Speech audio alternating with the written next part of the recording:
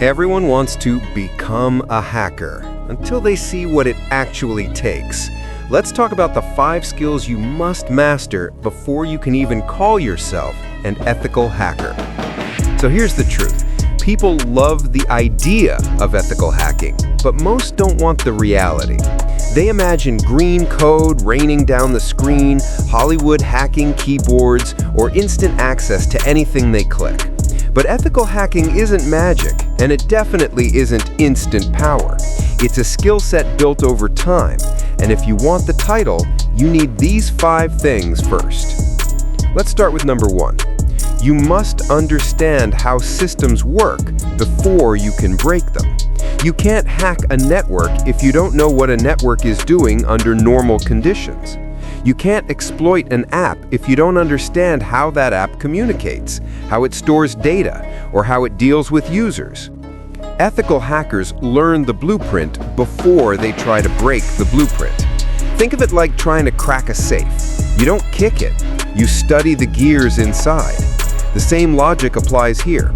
You're not hacking computers, you're hacking how computers behave. Skill number 2. You must think like an attacker, not a student. Beginners often learn commands and tools, but ethical hackers learn mindset. They look at a system and instantly ask, where is its weakest point? What would I exploit if I were malicious? What did the developer assume no one would check? Ethical hacking isn't about memorizing, it's about observing. It's curiosity mixed with suspicion.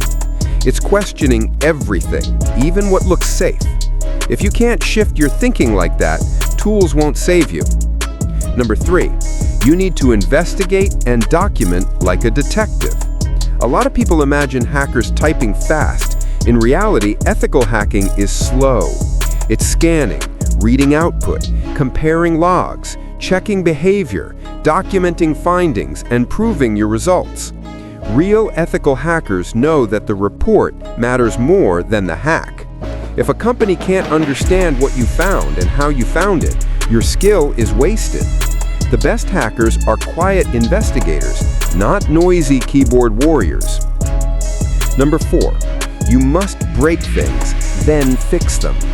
Ethical hacking is only half offense. The other half is defense.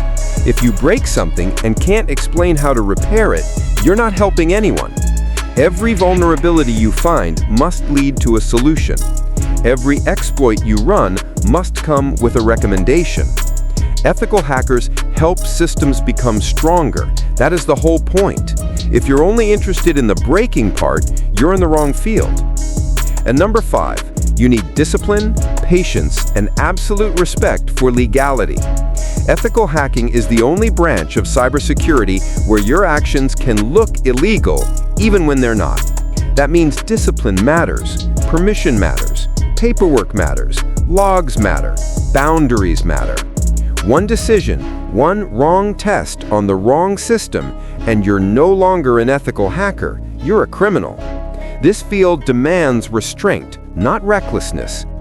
So before you chase the title, ask yourself, can you think like an attacker? Can you study like a defender? Can you investigate like a detective? Can you fix what you break? And can you stay disciplined when others would take shortcuts? If you can say yes, then you're already closer to becoming an ethical hacker than most people ever get. Like, share, and subscribe to Hack Only Evil for more real cybersecurity education, not the Hollywood version.